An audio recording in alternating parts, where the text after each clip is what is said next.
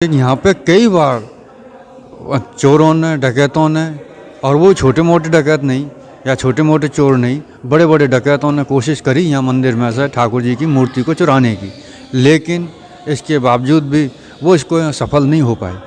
एक बार क्या नाम से आदमी आए तो अंधे भी है। हमारे बीच में ये माता जी आई हुई हैं, ये यहाँ की ब्रजवासी हैं और ब्रजवासी के साथ में इनको बहुत ज़्यादा गहराई तक की बात मालूम है। आज हम जिस मंदिर में आए, जैसा हेमंत जी ने आपको बताया, हमारे बड़े भाई ने, और देखिए भाव महिला का कितना सुंदर है, आंखों में अश्रु है, रो रही हैं, और यही भाव है जो कि ठाकुर जी को हमारे नज़दीक लाता है। यही एक वो भाव है जिसकी वजह से लोग दूर दूर से आते हैं ठाकुर जी के पास में। राधे राधे।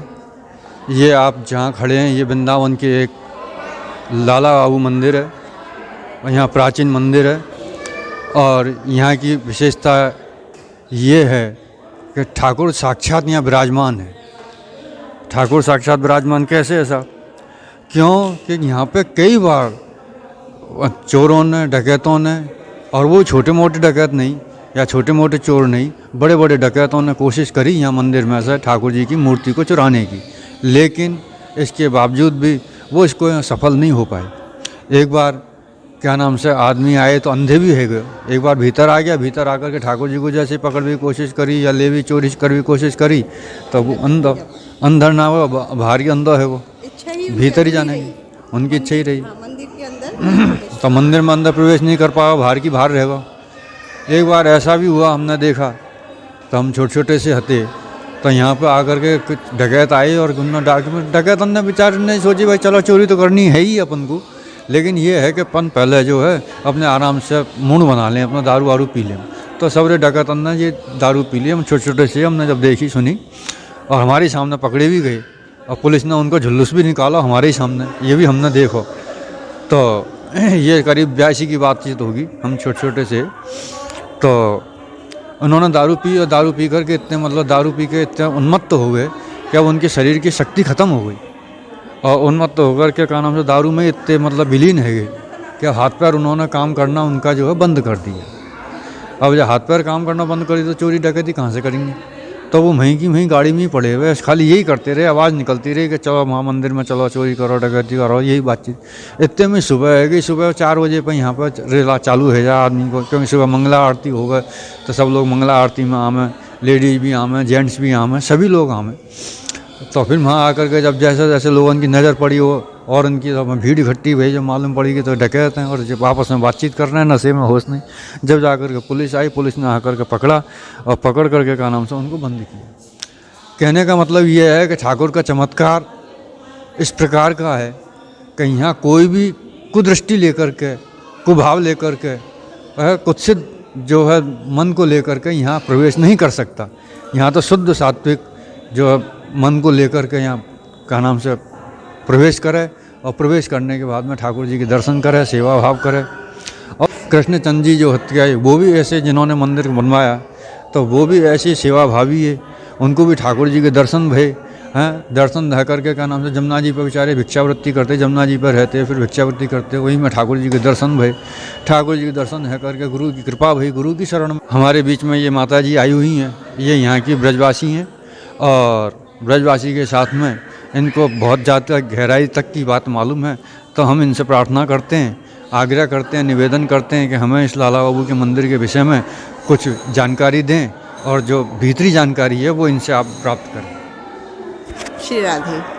तो मैं सिर्फ ठाकुर जी के विषय में बोल रही हूँ, जो हमारे श्री कृष्णचंद और राधा रानी ललिता सखी इस मंदिर के ये विग्रह हैं।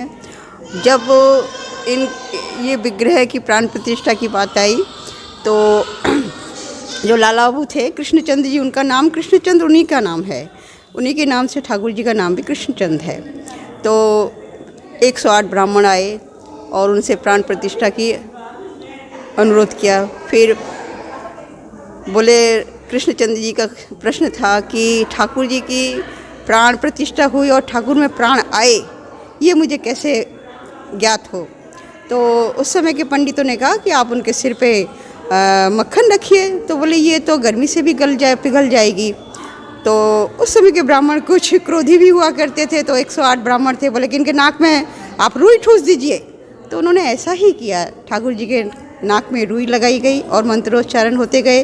तो मंत्रोच्चारण के साथ जब ठाकुर जी की नाक से रुई चली गई तो उन्होंने कहा कि मेरे प्रभु के प्राण प्रतिष्ठा हो चुका ये है, ये वो मूर्ति हैं, तो इनके विषय में हम अपने इस जिह्वा से नहीं बखान कर सकते हैं। जय श्री राधे।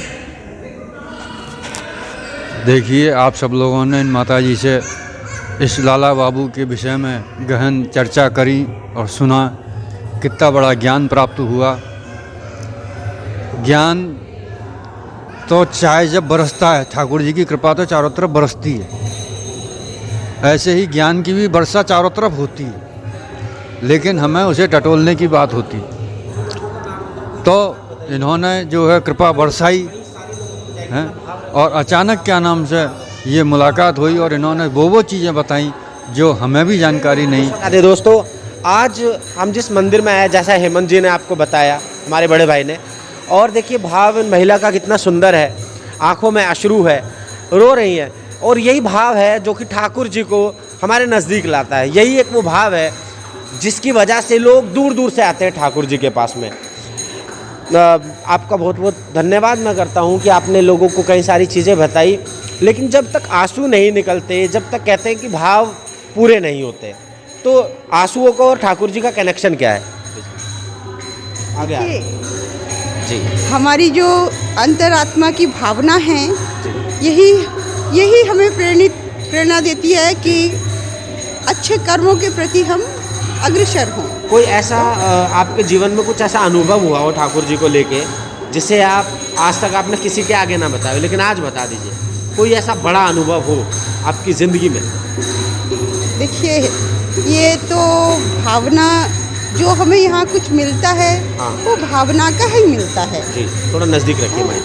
भावना का ही हमें मिलता है। तो हम जैसी भावना रखते हैं, प्रभु की दर्शन हम डेली करते हैं, लेकिन उस डेली के दर्शन में भी अलग अलग भाव दिखेंगे हमें। हमारे जीवन में अगर अच्छे दिन है तो ठाकुर जी बड़े प्रसन्न, प्रफुल्लित, हर्षमुख दर्शन होगा। कभी आपके अगर समय ऐसा है तो उसका भी आभास हो जाता है, लेकिन तब हम किससे कहें? फिर ठाकुर जी के आगे ही हम भाव विभोर के ठाकुर कहते हैं, ठाकुर दर्शन हमें वो रूप में दीजिए जो कि हमारे आत्मा और हमारा समय दोनों ही हमें आनंदित करे।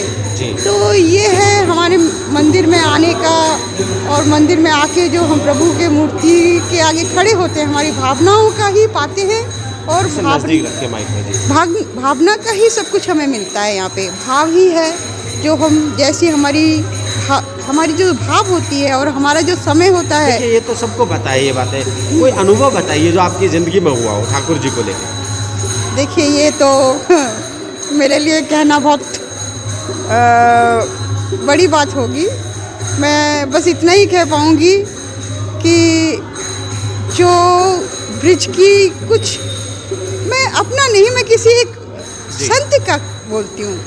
आप नज़दीक आ जाइए। एक हमारे एक धीर शमीर में एक संत मिले, तो मुझे कुछ जिज्ञासा की हमेशा मेरी आदत रही है। तो मैंने उनसे कहा कि आप ब्रिज में कब आए? तो बोले कि मैं 17 साल की उम्र में ब्रिज में आया, और यमुना के केसी घाट पर वहीं पे मैं विश्राम लेता था, और सुबह स्नान करके भिक्षावृत्ति में जाता था, और जो भी मुझे उस समय मिलता, तो इस तरह से मैं अपना जीवन पालन कर रहा था। फिर फूस का महीना आया, तो यमुना किनारे ठंडी हवा, तो फिर मुझे एक ब्रिजवासी माता ने एक बोरी दी, जो कि उस समय जूट की बोरी हुआ करती थी। बोले मैं उस बोरी में ही लपेट के पड़ा रहता, और मेरे हाथ पैर ठंड से फट भी गए। लेकिन मैं स्नान करने के बाद और मैं देखता था कि कुछ जो हमारे श्वान और आदि के कुछ पड़े रहते, तो वो मैं सोचता था कि मैं स्नान करके इनमें पैर कैसे रखूं।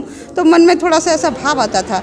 एक दिन मैं स्नान करके उठता हूं और चारों तरफ देखता हूं कि जो मेरे अंदर एक रोज़ भावना आती थी कि मैं स्नान के बाद इन विष्टाओं में कैसे पैर रख के कहाँ जाऊँ, कैसे सेवा करूँगा। तो मैंने जैसे जैसे आँखें खोली तो चारों तरफ मुझे स्वर्णमय दिखने लगा, वो विष्टा और वो कुछ नहीं, जो बालू था वो भी मुझे स्वर्णमय। तो ये उनको प्रभु की दर्शन देने की एक वो थी, उनकी भावना को शब्द, आप इसके लिए एक शब्द कहिए, मेरे पास शब्द नहीं है।